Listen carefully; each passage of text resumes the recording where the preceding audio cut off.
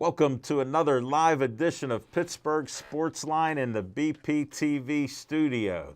Thanks for watching us during this COVID. We appreciate it. We'll try to entertain you. I'm Al Levine, the talking machine. Sorry for the cancellation of last week. Chip is back. Smoking Jim is back from the mysterious ailment that we can't talk about because we don't know what's wrong with him. Your prayers are welcomed. He does a great job with the prayers. He keeps bouncing back. He reminds me of the Bible. Lazarus. Lazarus Frazier is back alive. He's got more lives than a cat. I know. They only have 9. He's got a ton. And 9,000. Well, we don't know the number because it's like his birth year. We don't know the birth year or the age. Yeah, we do. So we don't know that. Yeah, we do. Maybe you do, Chip, but I don't. And got my hair cut at Azazu by Mary Ann. Couldn't be on air last week. It's holding up tight and crisp, so thank you very much at Azazu in downtown Pittsburgh. We got some stuff to talk about. We got some great things happening in the sports world. I got some promos here. First up, we always talk about, let's see if we get that. Anthony's in the control room. He's by himself. He's soloing tonight. Look at the setup that he did here. Olive Oil's Pizzeria, 412-831-1900, Hillcrest Shopping Center. We can't eat any pizza here. I'm here early. Chip beat me today. Smoking Jim slithered in the door very slowly, but he made it in. So check him out. Great Italian food, pizza, and everything there. Just a great place. Next up, we end each show with Stay Joey Strong. Joey died his 9th birthday, 9 years old, right before his 10th birthday, 6 years ago, from a dreaded brain cancer, DIPG. They do lots of events, raised over $100,000 during the 6 years, gave it to the doctors to try to find a cure for this deadly disease. You get diagnosed with it as a child, you're dead within a year. So go to Joey Fabus ChildhoodCancerFoundation.com and check it out. And donate whatever you can there and see when their events are going to be. Next up,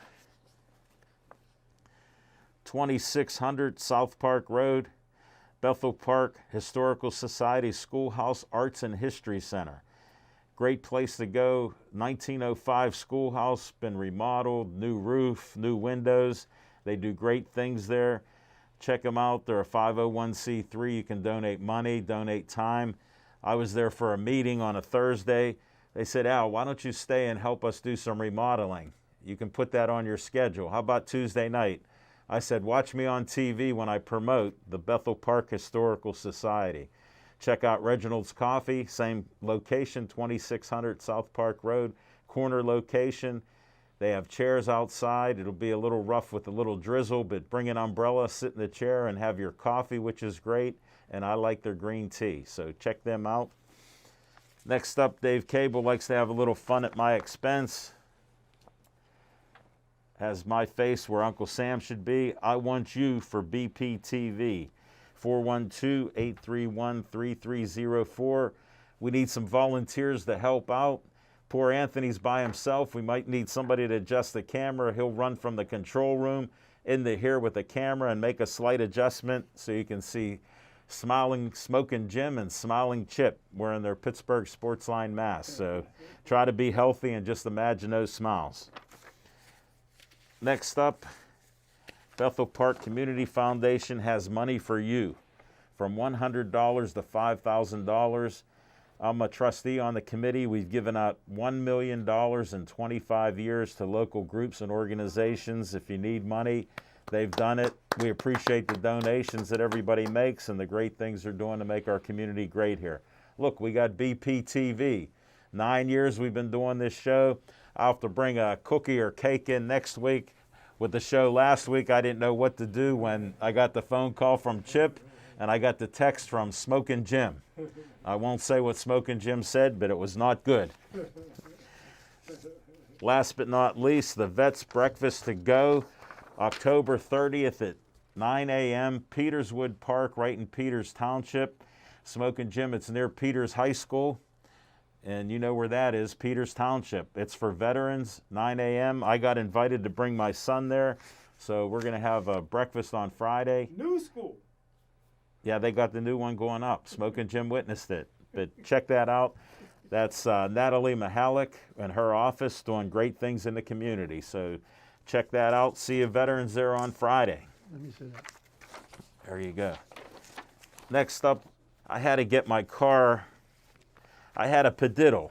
My one headlight went out a couple days ago, so I only had one headlight. So who do I call? I call Skeets. Skeets Service Station, 6103, Route 88, red, white, and blue station, does great work. So since I was getting a headlight, I got two headlights because with my luck, the other headlight would have probably burned out next month. So I went to Skeets. I got two to put in. He goes, "What are you doing? You said one." I go, "Never mind, Skeets, just put them in." They put them in, and I said, "How about an oil change?" So after 3.5 hours of being there, I got my oil change. He said, "I just thought you came in to talk to people." He introduced me to half a dozen people, and one of his friends even was reminiscing about going, "Chip, you'll like this, the Forbes Field." There you He go. remembers great memories of his dad taking him to Forbes Field and seeing the games. They'd come and sit in the right field stands with other kids, and he remembered who his coaches were, and he remembered who his dad was, who brought him to the games. Unlike, disclaimer, Smokin' Jim Did Frazier. he remember who played right field? Yes, yes. Okay. And he even said he met him one time, so that was pretty good. But give Skeets a call, 724-348-4715. He sponsors What's on Your Mind, and we're about to do that right now. Smokin' Jim Frazier, welcome back. What's on your mind? Thanks, Al Levine, the talking machine. And if you want the green, you got to That's the see fastball right down the green. middle. I feel like A.J. Brown. No, I feel like Deontay Johnson. Hey, Yeah. Hey, let me ask you this. No. Pronounce the spelling of this word. Negron. Negron. Okay. I'm driving to get a bucket of chicken, and I see a big sign in the business yard saying this guy Negron is running for Congress.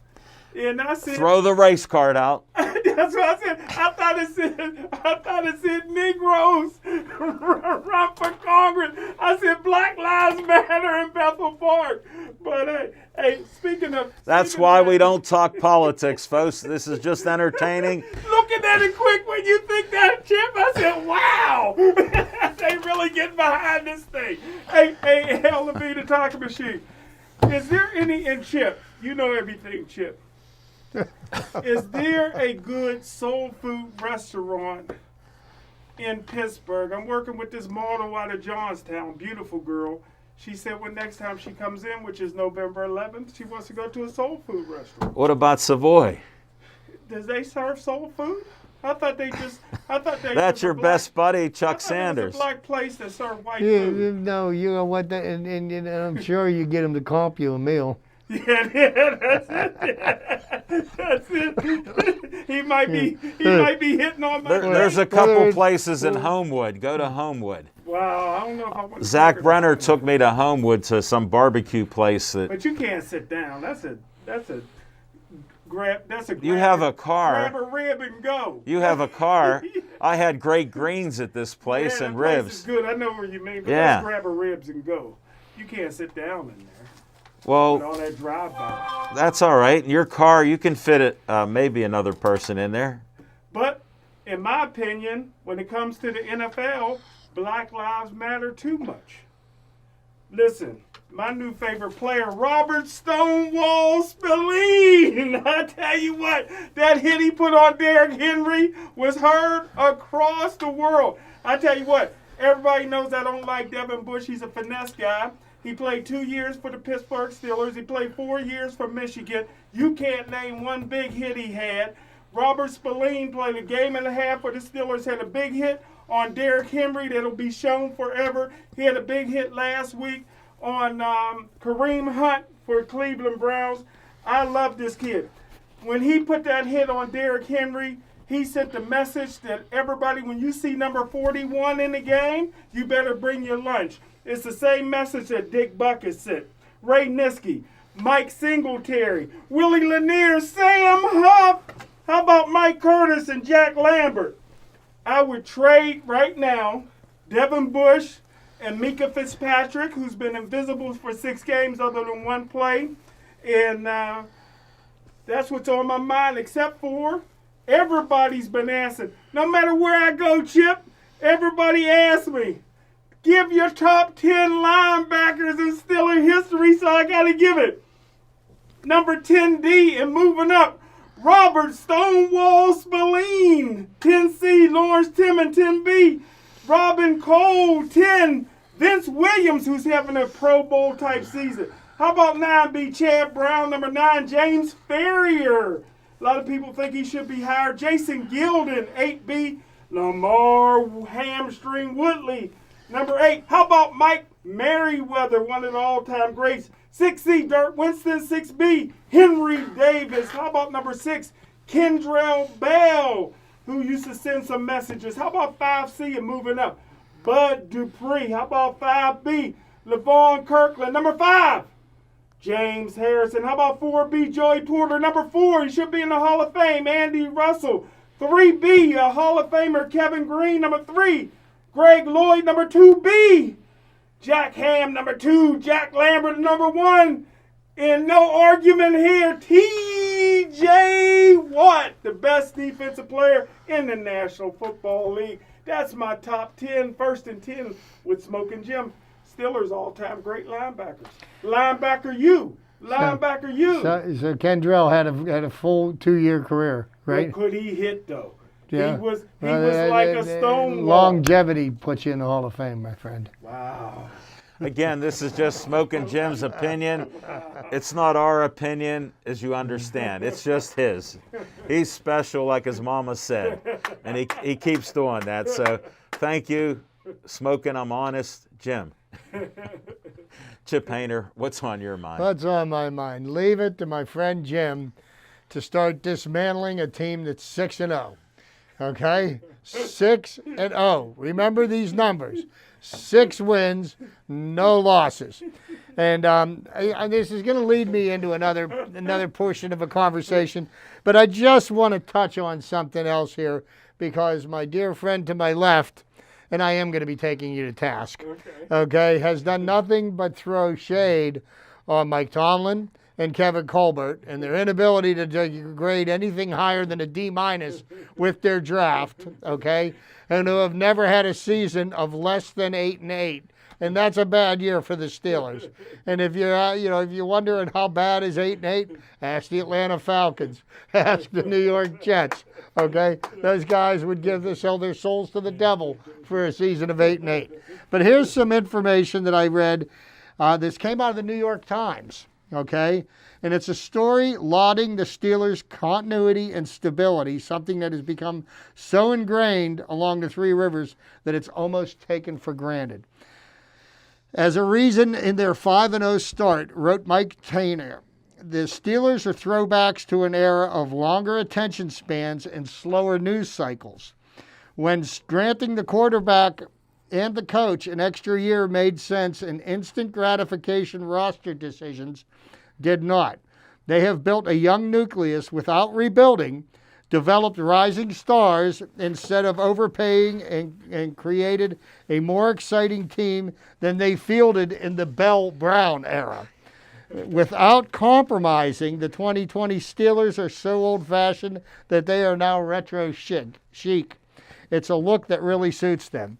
And that leads me to another thing, because, our dear friend to my left has on more than one occasion talked about how the Pittsburgh Steelers should fire Mike Tomlin and a certain head coach who's got Greenfield roots was the man he said was the solution to the Steelers' problems. Let's fast forward to October 2020 in Dallas, Texas. And the Dallas Cowboys have completely... Hold it, who's their coach? Oh, Mike McCarthy. Thank you. And I got lost there for a second. The team is in such disarray. I do not see how they are going to win another game this year. Ben DiNucci is now their starting quarterback. And unfortunately, grotesque injury to Dak Prescott, their starting quarterback, that they wouldn't sign to a long-term contract, I say. A billionaire who's out for the year. And then the red rifle, who Jim was touting last week as the answer to the Cowboys' prayers.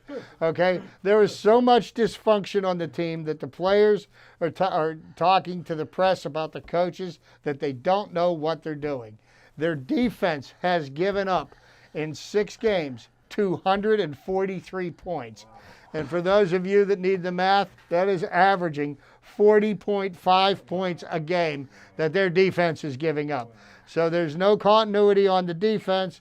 The players are rebelling against the coach.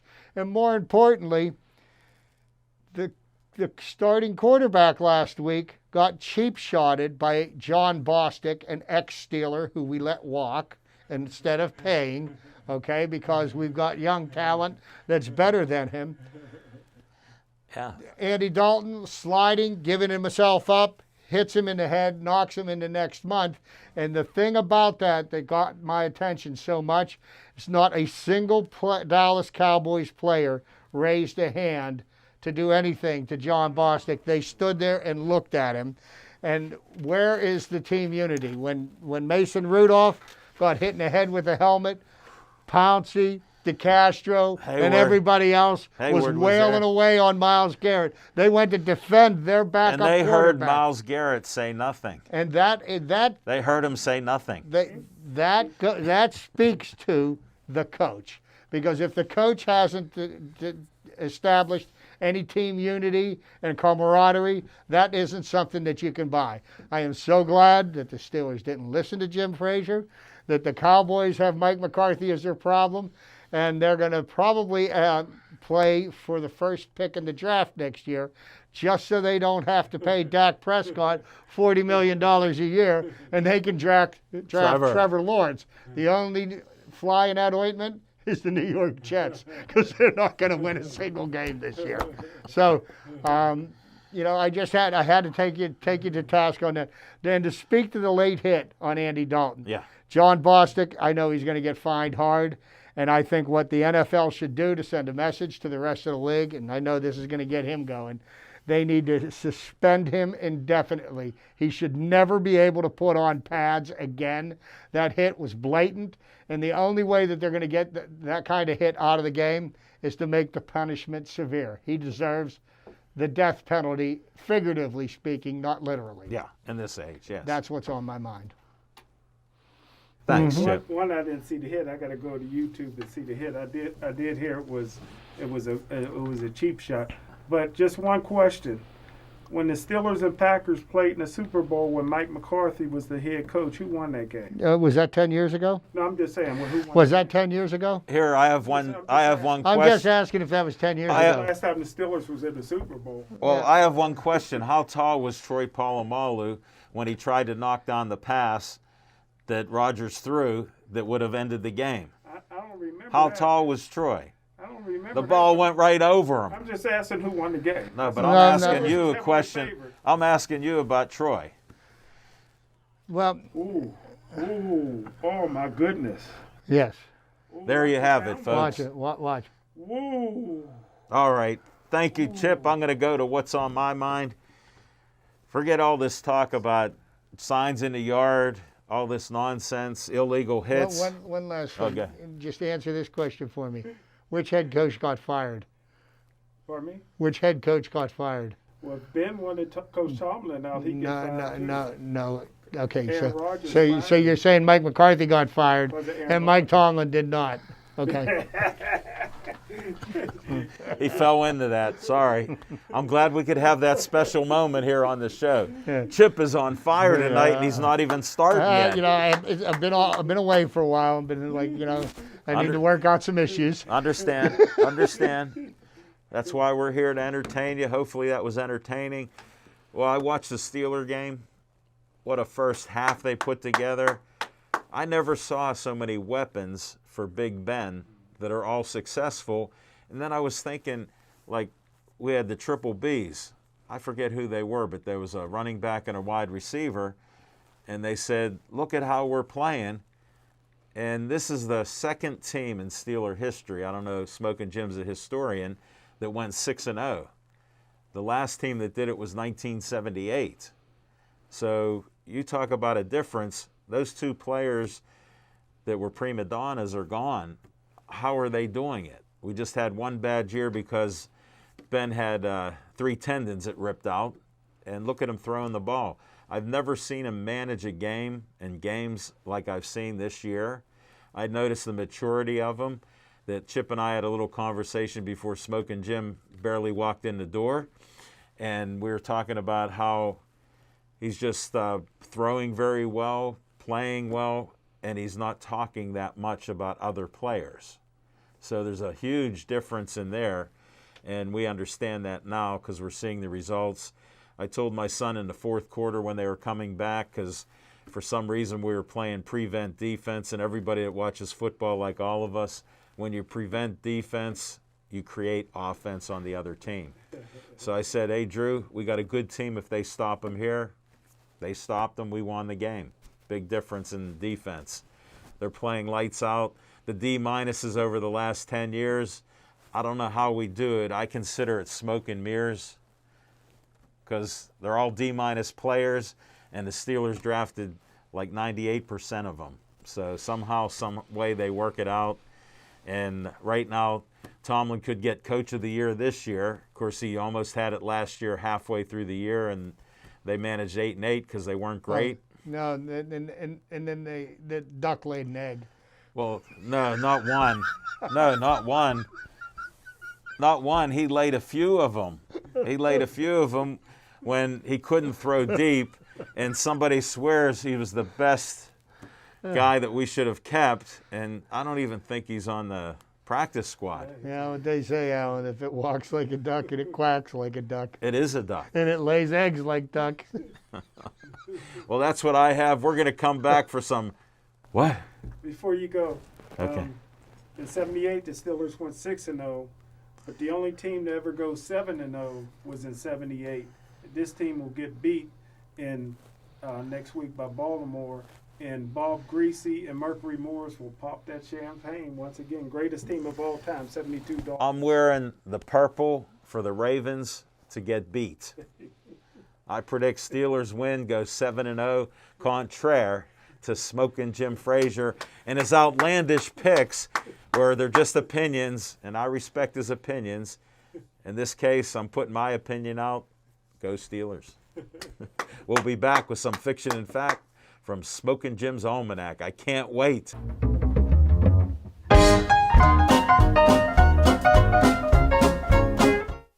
Thanks, Al Levine, the talking machine. Thanks, Chip Hayner. And my main man, Anthony, who never got a hair out of place on the ones and twos, making us look good. Again, I'll say it again, in case people didn't hear me. When you have a great football team, you're always looking to make it better. Right now, you try to look at what does teams in the National Football League would give you because they think these two players are good.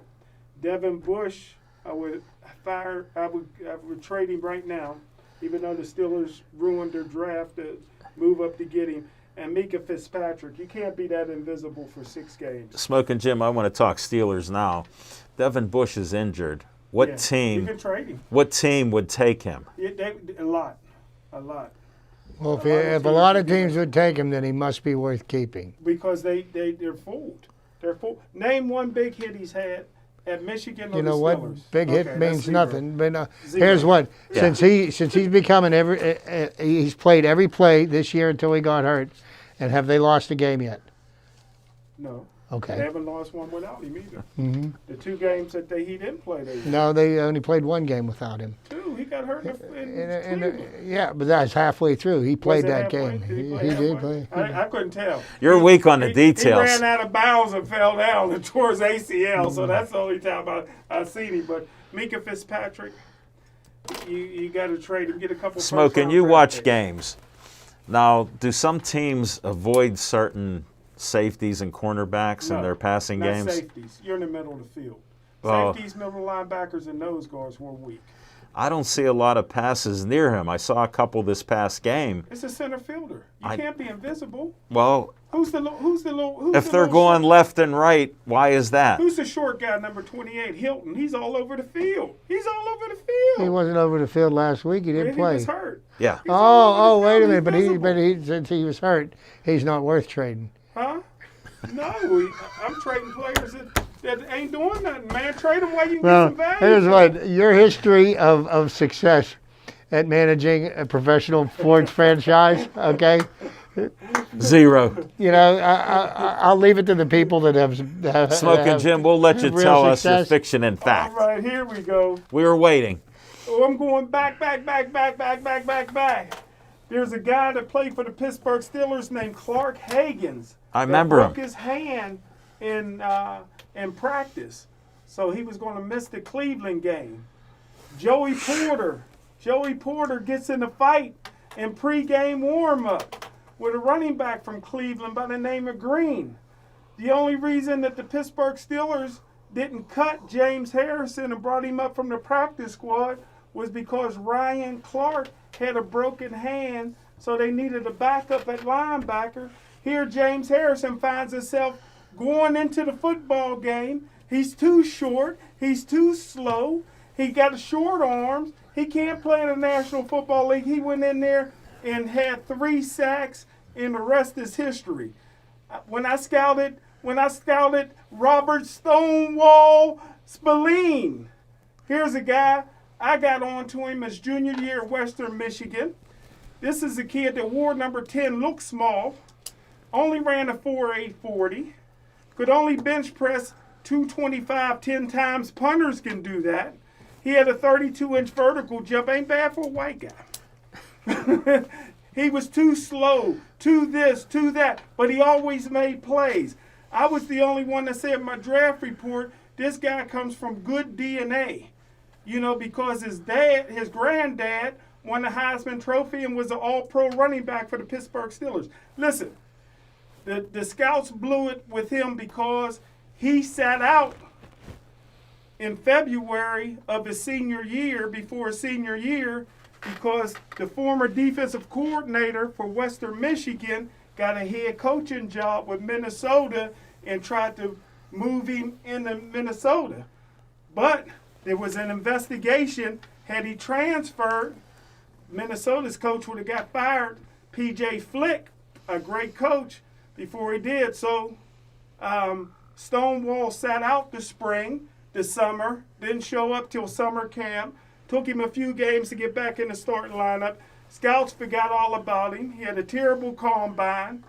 And now, because Devin Bush, a finesse player who never had a big hit in his life, yet to have anybody's color paint on his helmet, they say nowadays you can't hit nobody big. This is a human machine, this Stonewall. He could be the next James Harrison, the next great one. This guy is like Nick Bonacarni. His feet and his brain moves faster than anything else on the field. Watch him. He's unbelievable. Only setback I'm afraid of is I don't know how long he can last at 6 foot, 230 pounds, the way he throws his body around. But until that happens, it's love, love, love. If Robert Stonewall Spillane was a black player, he'd have been a first-round draft pick. So let me ask a question, because you seem to be putting all this value on somebody making big hits. I love it. Okay, so I'm talking about, okay, I'm just going to pull a Hall of Famer out of the hat and talk about, like, can you tell me, A, did he ever make a tackle? B, did he ever make a big hit? And C, did he ever get his uniform dirty? No.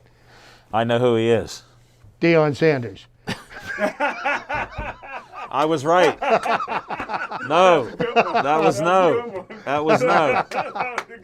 I rest my case. Okay. So, and what school did his father win the Heisman Trophy for? No, and his grandfather, Notre Dame. Okay, good job. Because I learned that while I was watching Pitt get assassinated by Notre Dame on Did they Saturday. mention that? Oh, yes, they did. Okay, good. Yeah, Pitt. I turned the game off. We'll get to them Okay. a little later On the back because we end. do have to talk about the Pitt Panthers. Yes. Yes. Yes, we do. Well, thank you, Smoking Jim Frazier.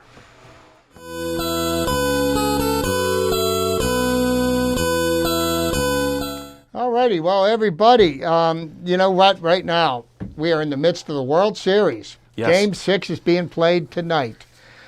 Blake Snell is going up against a whole flurry of pitchers for the Dodgers because they don't have a suitable starter for tonight. So they're going to start with an opener and start the parade. Game's at 8. Dodgers are up 3-2 in the series. I look for the Rays to tie the series up tonight and to take them to Game 7 tomorrow night, which would start Charlie Morton as their Game 7 starter. And Charlie Morton has been nothing less than amazing ever since he left the Pirates in the playoffs. I saw him throwing 99, 100 miles an hour. He was at 92, 93 here because they want him to be a contact pitcher. He's actually Shocking. got some of the nastiest stuff I've ever seen. His But curve. anyhow, Yeah. I digress. So what I wanted to address this evening is the number of Hall of Famers that have died this year out of Major League Baseball. And, you know, I'm going to start with the list right here. And the first one was I can remember the cover of Sports Illustrated magazine. It was either in the fall of 1975 or the spring of 1976. Anybody that's a baseball fan knows that the Big Red Machine won back-to-back World Series in 75 and 76. That was after the Oakland A's had won 3 in a row Right. in the early 70s. But I like Vita Blue. But the player that won the MVP award my in hero. 1975 for Major League Baseball and in 1976, back-to-back league MVPs, was Joe Morgan. Yeah. And I do remember the headline from Sports Illustrated. It said, "Little Joe makes the Big Reds go." And Joe Morgan was no more than 5'7", but he played bigger than anybody else on the field. Joe, let me finish here. Joe Morgan is the only player in Major League Baseball history. Now, there's been close to 20,000 players that have played Major League Baseball that in one season had 50 extra base hits, Wow. 50 stolen bases, 100 walks, and there's one other statistic that goes with that. But I mean, the things that he did, he is the greatest second baseman to ever play the game. You had a I question. was just going because I used to always hear him as an announcer. When was his last time announcing? Did he announce this year? He's Couple years been ago. battling some medical issues, you know, but Sort of like you, Smoking Jim. so He missed a few. So Morgan, who was 77 when he died, is the latest baseball great to join the list of Hall of Famers who have died in 2020. 5 alone in the last 7 weeks. I know. Yankees left-hander, the chairman of the board, Whitey Ford.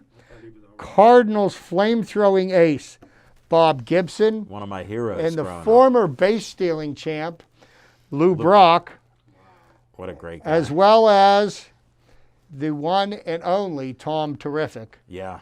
Tom Seaver. Another hero of mine. Have passed since August 31st. Detroit Tigers 18-time All-Star Al Kaline Another died in hero April. of mine. I had his baseball You know, card.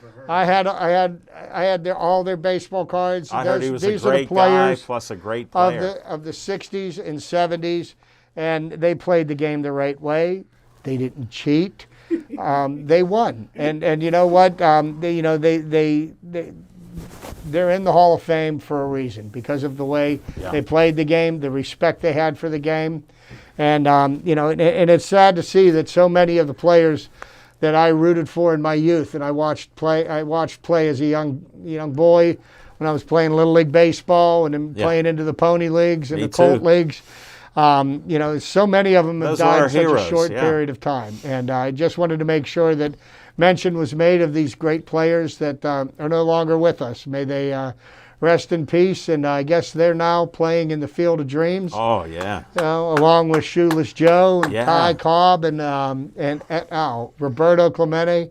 Man, I'll tell you what, heaven's got one collection of teams. one heck of a team up there right now. Satchel Paige, I'm Josh telling you. Gibson. Oh, They're all playing some ball. The whole mix. But I did want to make mention of that because everybody knows of my passion for the game of baseball.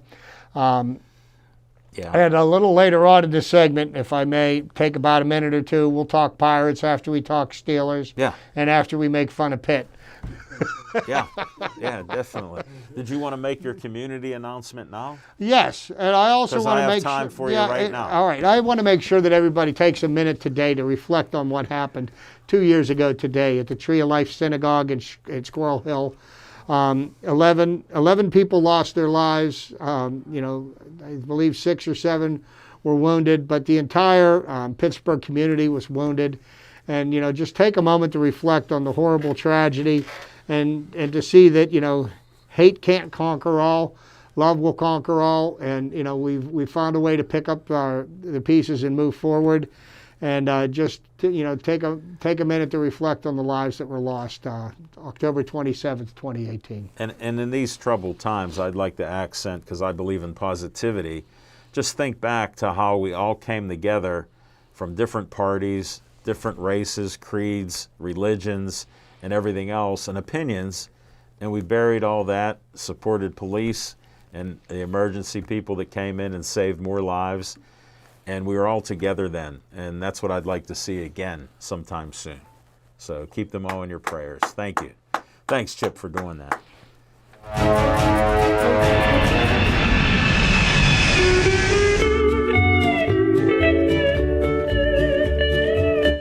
All right, welcome. We got it. On location, nothing really in the works, although Master Zhang, we had a great show there.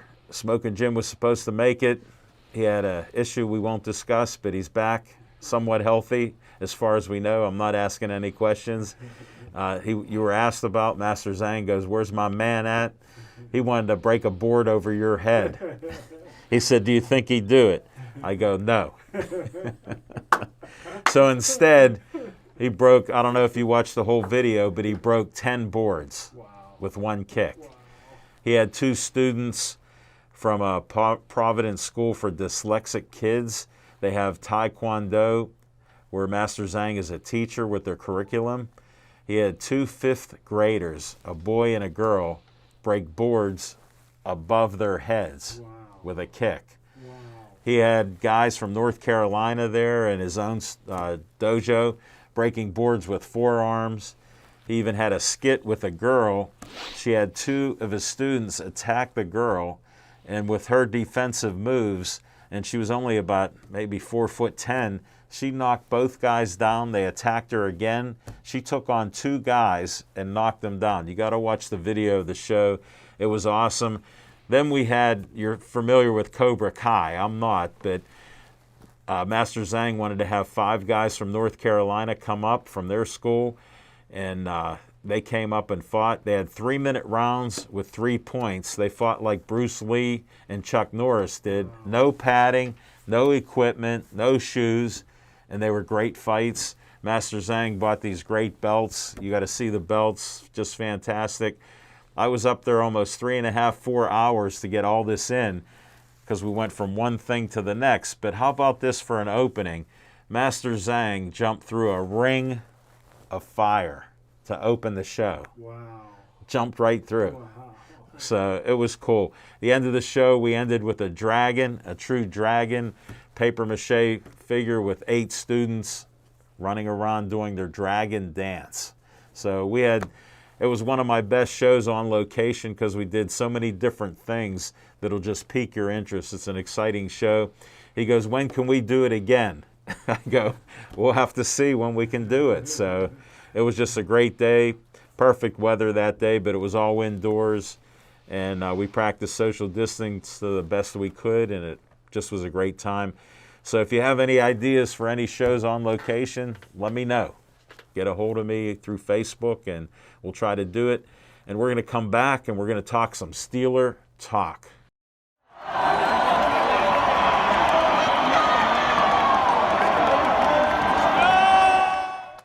6-0 Steelers. Look at them go. How can you have anything bad to say about anybody on the Steelers team? We're all front runners in Pittsburgh. Whenever we win a game, we're going to the Super Bowl. We won 6 games. We're going to 6 Super Bowls. That's what I wanted to hear. Chippers drank the Kool-Aid. We're all in on this. I mean, just great performances, so many offensive weapons. Look at James Conner. He went from a brittle brother to having 3 good games in a row. And I'm sure that Jim's going to have his criticisms, but that's Jim. No, he'll be positive. What's going on with the Steelers this year is the fact that they're getting contributions from everybody. You look at their wide receiver core. Chase Claypool is the league knows who he is.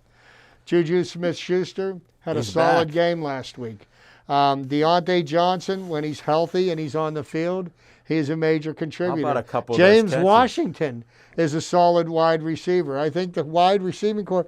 Then you look at the tight ends. Eric Ebron is a big guy that's catching balls. Now and the thing I like about the Steelers offense right now is if one player gets hurt, it's like, okay. There's a guy that can step they're up. done. Like when we had Lev Bell, when we lost Lev Bell, we didn't have a running game. If Antonio Brown got hurt, where was our passing attack? It was non-existent. So now we've got contributions across the field, and subsequently, James Conner doesn't have to touch the ball 30 times a game. Yeah. And he looks to be very effective if they're handing him the ball 15 to 20 times a game. Yeah.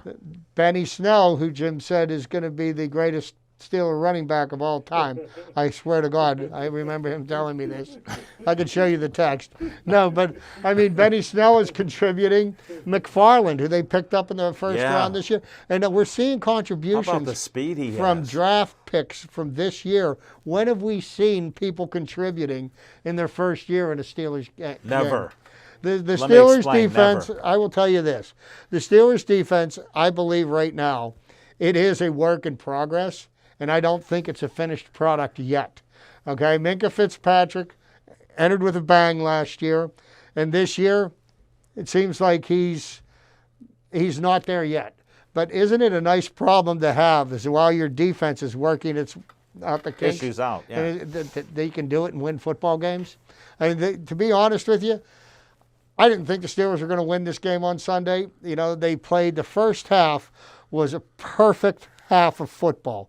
I mean, if they could do that for 60 minutes, I don't think anybody could beat them. No. But they got away from what they were doing well in the first half. In the second half, they stopped running the ball. They started throwing the ball down the field, and then all of a sudden, they're back. They're giving up the big pass plays. Okay, so there's work to be done on both sides of the ball.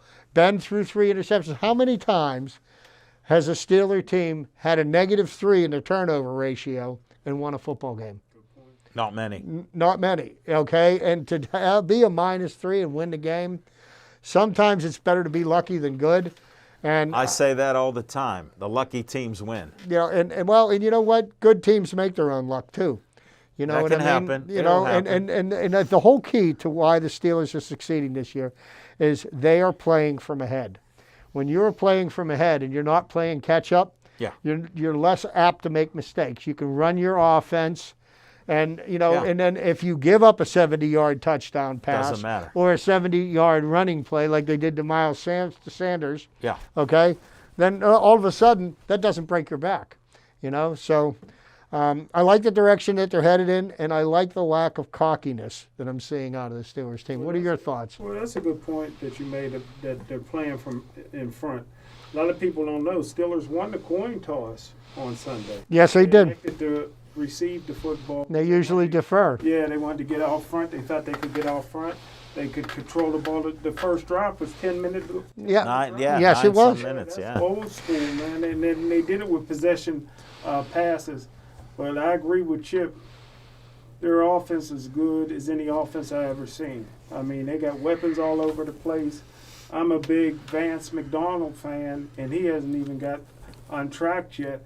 Wait till my man Derek Watt gets back there in fullback. He's injured, I think. Well, and then Vance McDonald, I will say, he's a very valuable part of the offense because he's their blocking tight end. Yeah. And, I mean, he's an animal. Yeah. I mean, he is an animal. Yeah. Ebron has a better set of hands. He's more like a wide But, when you receiver. got the two tight ends in there, man, that you got options. 7-on-7 when you're blocking, and it's leaving. Connors is getting 4 or 5 yards a carry. And Yeah. he's finding the holes. He got good feet balance. You see the cuts that he made? The cuts. Because they're blocking here, he's running left, then they're blocking there, he runs right, 10 yards, 12 Don't yards. forget a kid that when he was in 8th grade played in the All-American game with my nephew in the Alamo Bowl in Texas. My nephew was the starting strong safety. He was the starting free safety. Ray McLeod is looking. Ray, oh my goodness, Ray almost took that one to the house. Yeah, Yeah. yeah. He got caught up. He got caught up by somebody at the end. I thought for sure I was up off the couch.